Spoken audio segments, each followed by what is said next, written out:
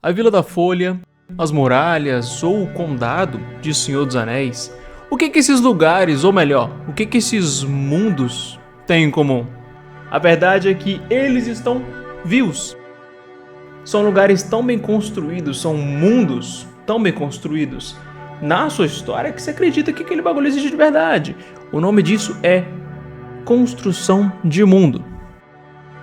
O que é difícil, porque não é qualquer autor que sabe fazer uma construção de mundo bacana, uma construção de mundo filé. Então, a pergunta é essa: como construir um mundo convincente?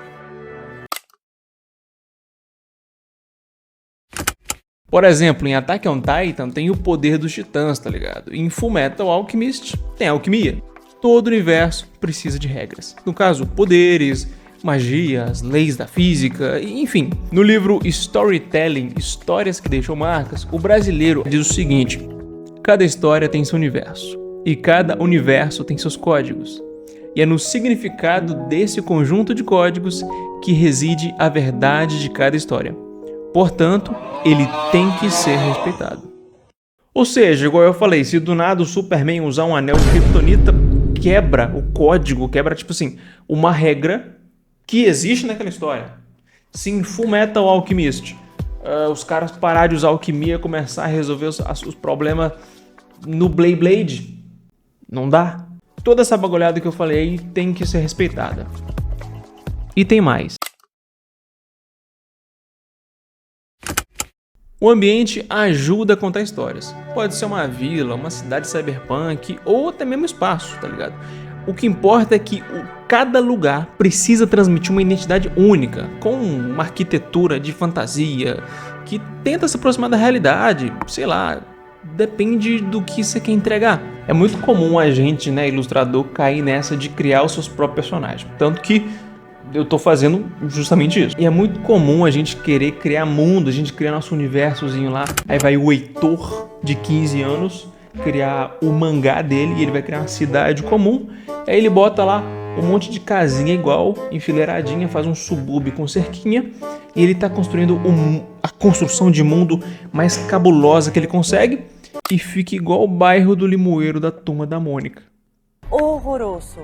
Horrível. Então, por exemplo, se o cara quer criar uma história, medieval, eu acho totalmente errado brasileiro querer fazer história de elfo. Mas beleza, o cara quer fazer uma história medieval no reino de Blumenor, em Europa. Se o autor não souber construir aquele ambiente que fique convincente, nem faz. Um exemplo muito bom de construção de mundo, no exemplo de cenários aí, eu vou dar o crédito pra Cowboy Bebop. Esse anime motoqueiro desgraça. Em Cowboy Bebop a gente tem um monte de planeta diferente, com um monte de bagulho da cultura mexicana, cultura árabe, cultura japonesa, tudo assim, bem construído de uma forma que você acredita naquilo, tá ligado? Um mundo convincente não pode ter cenário preguiçoso. Só isso. E é falando de cultura que eu vou puxar o... Ih, a janela aberta, viado.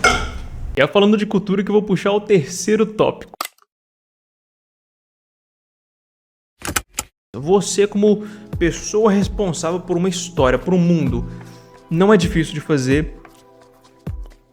Os outros, as pessoinhas vivendo ali, tá ligado? Um exemplo, sei lá, banal disso tá em Naruto, vai. Aquele senhorzinho lá, dono do restaurante de lamen, tá ligado? Pô, aquilo é algo, faz parte da cultura da Aldeia da Folha, tá ligado? Sei lá, aqueles banquetão que tem todo final de arco de One Piece, aquilo faz parte da cultura do universo de One Piece. E mais uma vez, puxando o saco de Cowboy Bebop aqui nesse canal, como Cowboy Bebop sabe criar uma cultura pra cada lugar. Por exemplo, no filme de Cowboy Bebop, quando o Spike tá naquela região ali que emula o Oriente Médio, cara, você não duvida que aquele lugar tem árabe. Não é que nem aqueles gringos imitando o brasileiro nos filmes de Velozes e Furiosos, tá ligado? Realmente, você acredita que aqueles bonecos são árabes de verdade. Ou quando vai pra uma parada meio mexicana das ideias, você acredita que aquilo ali é mexicano das ideias. Por quê? Porque é bem feito. O anime de Cowboy Bebop é convincente na construção de mundo. E é falando dos protagonistas no mundo que eu vou puxar o quarto tópico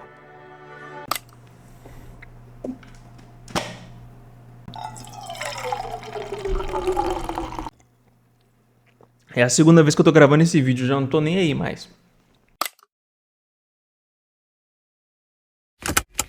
Quem nasce numa vila de ninja, cresce e vira um ninja.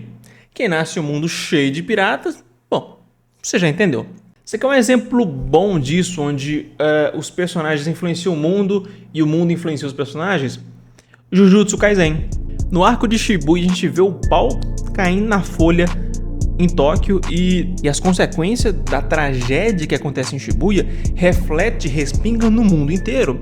E no desenrolar do mangá a gente vê que o mundo reage ao que acontece com os protagonistas e os protagonistas têm que lidar com isso. Então, tipo assim, em Jujutsu a gente vê o mundo influenciando os personagens e os personagens influenciando o mundo.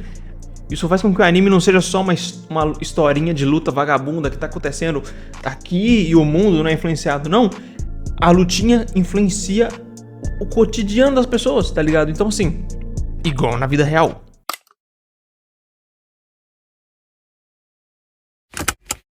Tá, então, eu falei aqui sobre, regras, a gente tem que obedecer as regras do universo, cultura, né, um bom mundo ter uma cultura clara, né, um bom lugares que fazem sentido, enfim.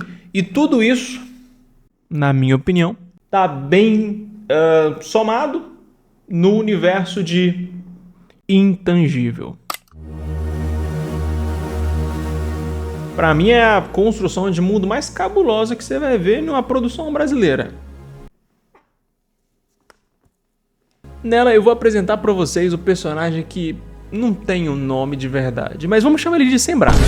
Nesse mundo ele vive numa grande cidade fantasma com tudo largado no meio do mato e com os bichos bem pavorosos.